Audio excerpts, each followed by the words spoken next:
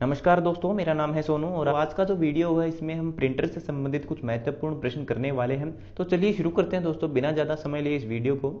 तो पहला प्रश्न आपकी स्क्रीन पर दिखाई दे रहा है कि कंप्यूटर प्रिंटर को किस पोर्ट से जोड़ा जा सकता है। Parallel port, USB port, serial port. तो दोस्तों कंप्यूटर को जो है पैरेलल और सीरियल इन दोनों पोर्ट से जोड़ा जा सकता है। हालांकि कंप्यूटर को इन तीनों पोर्ट से जोड़ा जा सकता है, तो यहाँ पर जो ऑप्शन सभी नहीं दिया है, तो यहाँ पे जो ऑप्शन डी आपका बिल्कुल सही होगा। ए और पी पैरेलल और सीरियल दोनों पोर्ट से जोड़ा जा सकता है, लेकिन आजकल क्या है यूएसबी के माध्यम से भी जो है आप प्रिंटर्स को जोड़ सकते हैं। तो पहले प्रश्न का ऑप्शन डी आपका सही है। दूसरा प्रश्न दिया है निम्नलिखित में से किस प्रिंटर में किसी प्रकार की इंक का प्रयोग नहीं होता है। Thermal printer, laser printer, inkjet printer. तो दोस्तों इसका सही उत्तर है आपका थर्मल प्रिंटर।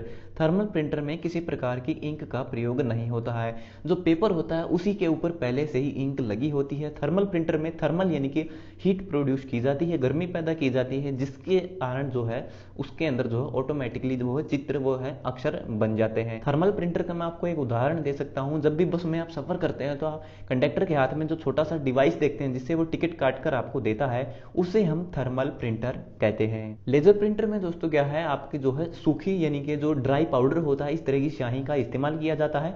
वहीं इंकजेट प्रिंटर में जो है लिक्विड स्याही, आप कभी जो है अपनी दुकान पर जो है अपनी फोटो खिंचवाने गए हो तो उसके पास जो एक प्रिंटर होता है जिससे वो आपकी फोटो का प्रिंट निकालता है, उसके साइड में जो बॉक्स रखे होते हैं जिसमें आपको रेड, ब्लू, ग्रीन तीन तरह के जो है कलर दिखाई देते हैं, वो आपका इंकजेट प्रिंटर होता है।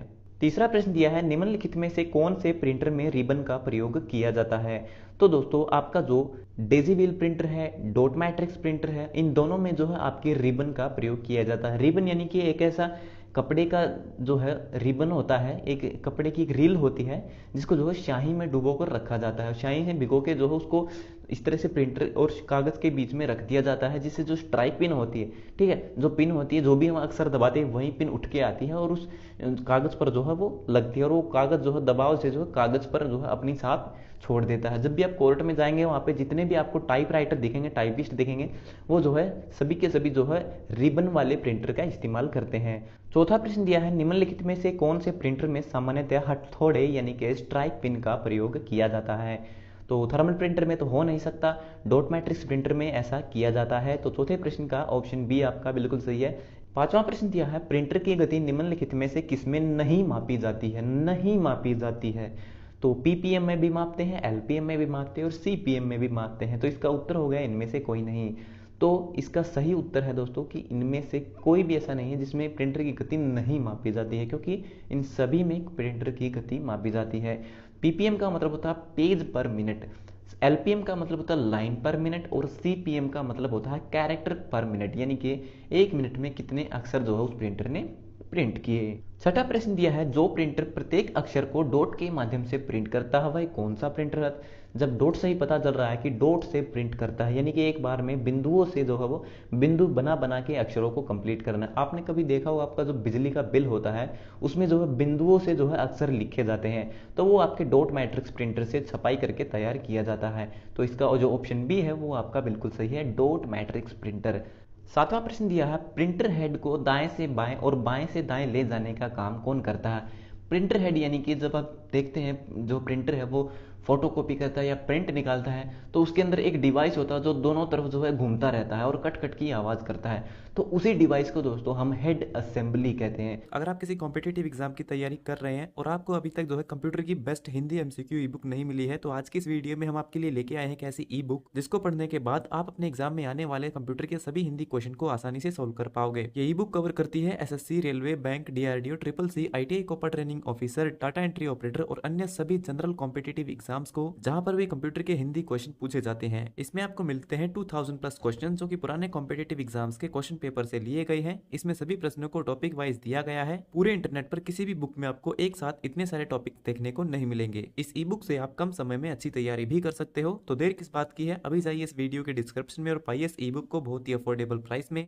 आठवां प्रश्न दिया है जो प्रिंटर छपाई के समय अक्षर के आकार की स्याही का फुहारा छोड़ता है जिससे अक्षर छपते हैं। मैंने आपको अभी भी बताया था कि प्रेशर से जो है स्याही निकलती है और वो जो दोस्तों डिजाइन तैयार कर देता है। वो स्याही जो इतनी बारीक होती है कि उसको देखना बहुत ही मुश्किल होता है नग्न आंखों से।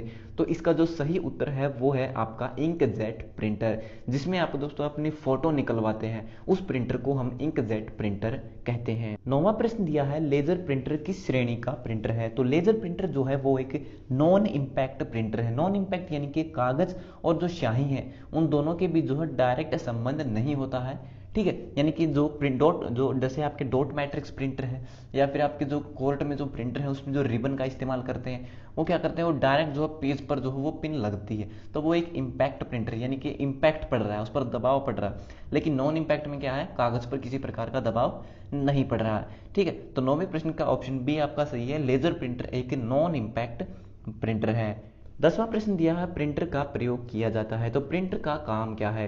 तो जितनी भी आपके डिजिटल प्रिंटर होते हैं, चाहे वो आपका थर्मल प्रिंटर है, लेजर प्रिंटर है या फिर इंकजेट प्रिंटर है, तो उन सभी प्रिंटर का एक ही काम होता है कि सॉफ्ट कॉपी को हार्ड कॉपी में बदलना। हार्ड कॉपी होती है कि आपका जो हाथ में जो कागज है वो एक हार्ड कॉपी है, और जो आपके कंप्यूटर की स्क्रीन पर दिखाई दे रहा है मॉनिटर के अंदर, वो आपकी सॉफ्ट कॉपी है।